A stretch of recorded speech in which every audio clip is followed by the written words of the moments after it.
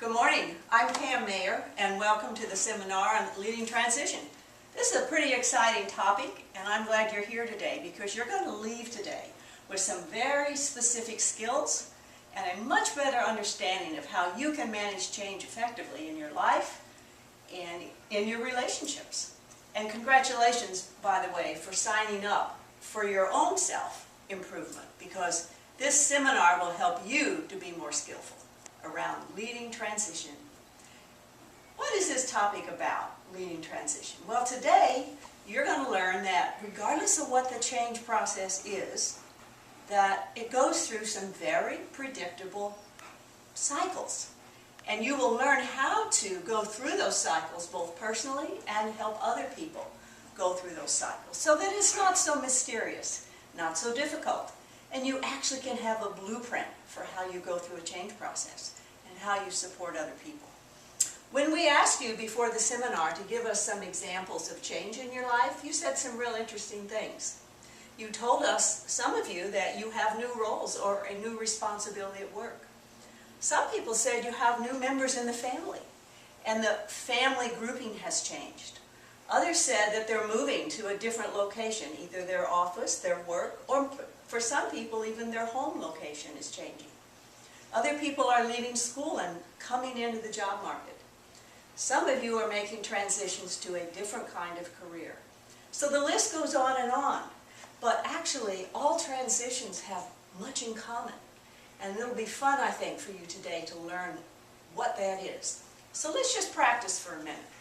I have a quick experiment for you to do. I'd like you to just take a piece of paper and a pen or pencil and write your name, just like you would on a check or on a document. Great. Well, that was easy. Now, I want you to switch hands. Write your name again with the other hand. Ah, that's different, isn't it? Very different. You've just experienced change, and an unpredictable change, and one that puts you a little bit outside of your comfort zone. One of the things we'll learn today is that any kind of change you experience puts you a little bit outside of your comfort zone. So the process that you'll learn today, the skills that you will have, and the strategies and the tools that you will walk away with at the end of this seminar will help you learn how to deal with that uncertainty so that it feels more predictable and you get a better outcome, more importantly. So, why is change so difficult? Well, let me give you a few statistics about the research on change. All of the research says why change does not work about 4% of the time has to do with technology. The technology isn't working. The system, whatever it is, that's why change doesn't work, 4% of the time. Another 4% of the time, we can't figure out why it's not working. So now we have 8% that is at least accounted for in some manner. But guess what the reasons are for the other 92% of the reasons? They all have to do with people. People issues, culture issues, leadership issues. All having to do with how people interact. And the skills that you will learn today have to do with people interacting and what your role can be to make that go better, to get better outcomes and better results. So this seminar really deals with 92% of the reasons why change can be successful or unsuccessful. So now you know why I said congratulations. I'm glad you're here.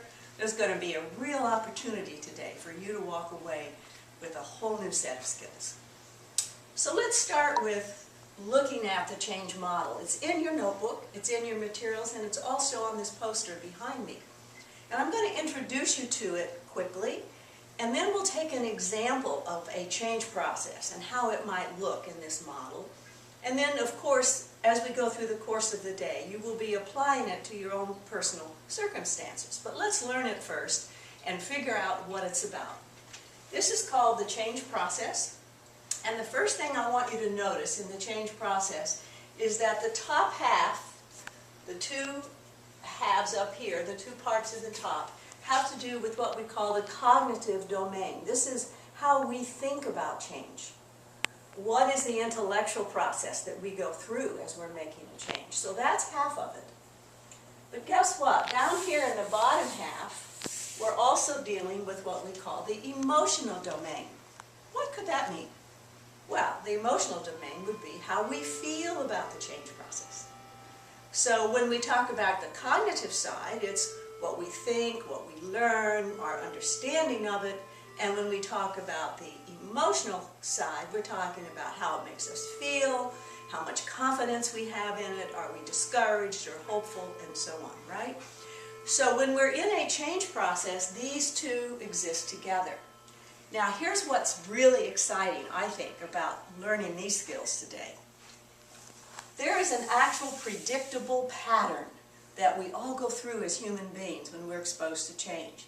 I'm going to share that pattern with you, and then we'll talk about examples, and today much of our interactions will deal with really understanding those patterns in our personal circumstances.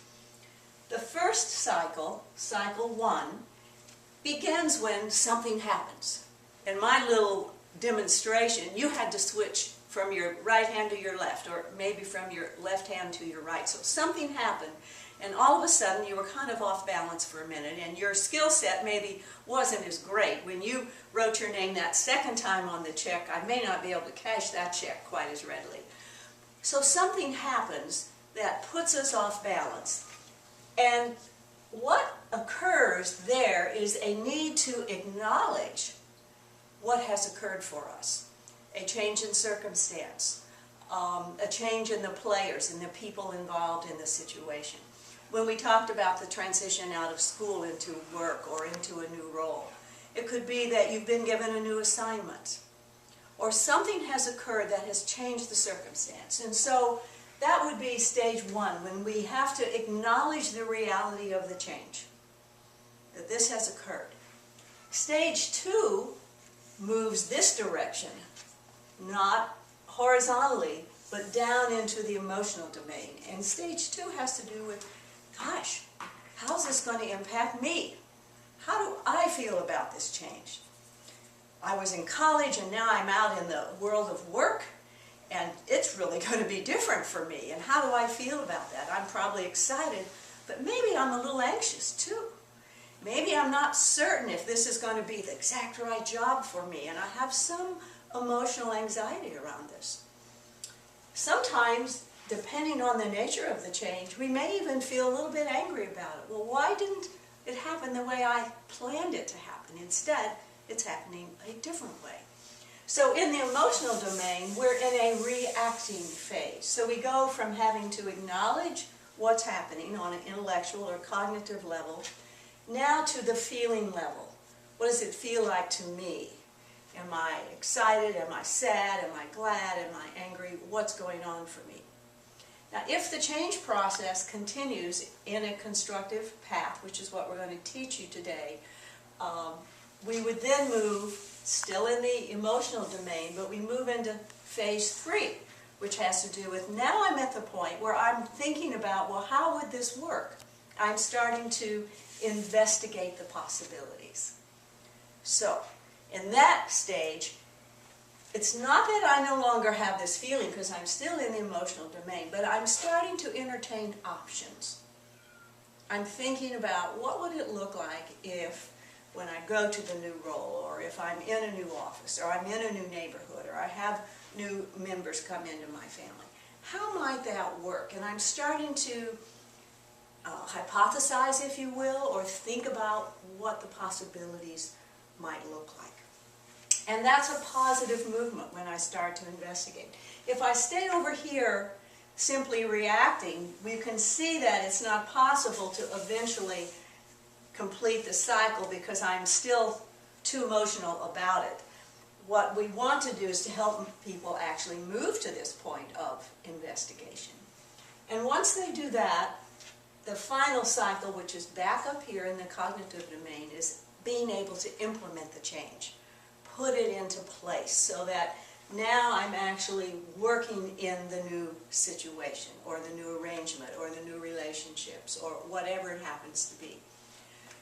So those are the 4 stages, and it moves from past orientation to a future orientation. It goes from cognitive through the emotional back to the cognitive. I think the big aha for me personally when I was exposed to this change process is, before I knew this, I sort of thought, well, change is you make a plan and then you implement it. You think about it and then you make it happen. And oftentimes in organizations, the people who are managing the organization have had a lot of time to go through this cycle, and then when they provide the change to the people who work in the organization, they expect them to hear about it and go put it in place. They've forgotten that everybody has to go through the reaction, has to go through the investigation, and get to implementation. So as leaders, as facilitators of change, as people who support change, our role is to make sure that people have the opportunity to gain skills in all 4 areas of the cycle. So very quickly, let's take an example. Suppose we find out that our facility in which we work is going to be renovated and we all have to move to different offices.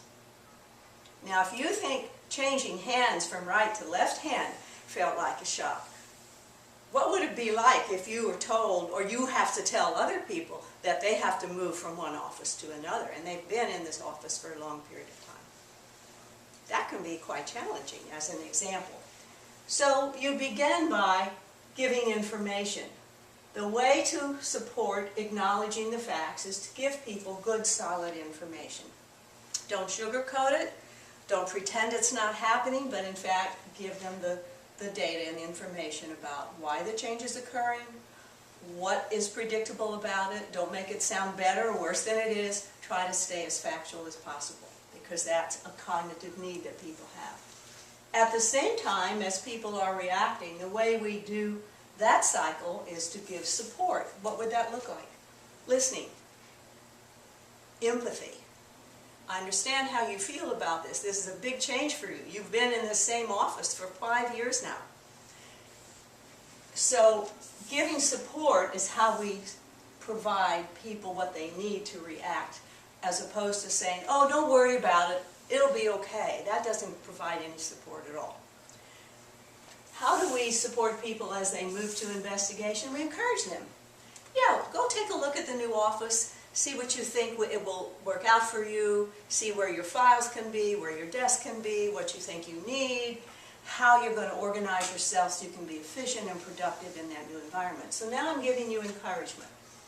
I've given you data, facts. I provided support by hearing your feelings and concerns. Now I'm encouraging you to investigate possibilities. And lastly, when we begin the implementation, I can give you reinforcement. I can say to you, wow, what a great arrangement you have here. I like the way you've changed this so that you can be more efficient and be closer to the person with whom you work, and so on. I can begin to reinforce the behaviors that allow you to be effective. So now, whether I'm your colleague, your manager, your supervisor, or just a friend in your personal life who knows you're going through this relocation, I can quickly and easily produce the skill set to help you to make these changes more effectively, to feel excited about it, and everybody wins. So today, that's what we're going to be learning, how to support people in each of these phases and how you personally can be more effective. Thanks again for coming. We're going to introduce ourselves after the break, and I'm really excited that you're here today. Thanks a lot.